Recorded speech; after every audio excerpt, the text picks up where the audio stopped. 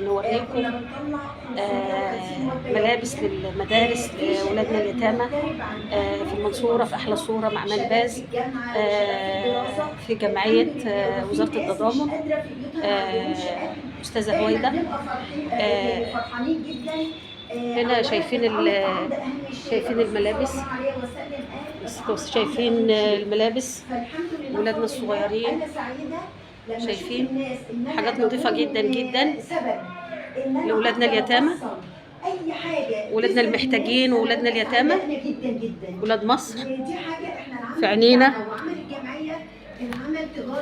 شايفين يا جماعة النهارده مثلا اللبس، في بدايه عام دراسي جديد، شايفين يكون في يعني ان احنا عاوزين يعني فرحه وابتسامه على وشوش ولادنا، حاجات جميله جدا، كتير وعندنا مش لازم ايدان، حاجات جميله جدا. حاجات اجتماعيه كتير جدا.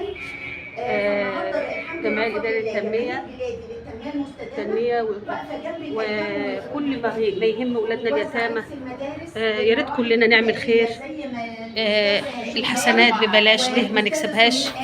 احنا في جمعيه استاذه هويدا هنا في المنصوره، عند موقف عند الاتوبيس الجديد.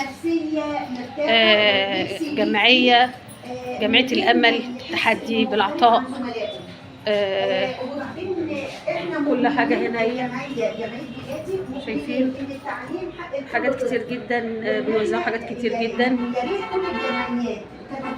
كل الجامعات تبقى كلنا ايد واحده، نرسم البسمه على وشوش اولادنا واطفالنا وشبابنا النهارده. يعني هي بدايه، والسنه دي هي بدايه هدفنا مساعده ولادنا.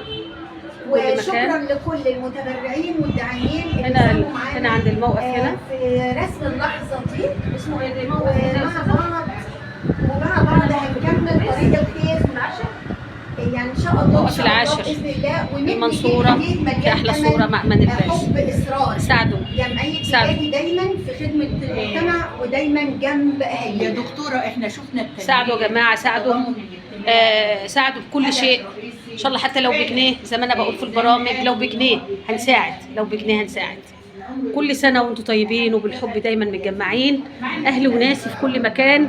شايفين حاجات جميله ما شاء الله، حاجه المدارس لكل الاعمار، كل الاعمار يا جماعه. كل الاعمار اهي، من كبير لصغير، احنا فرقنا كتير جدا جدا جدا.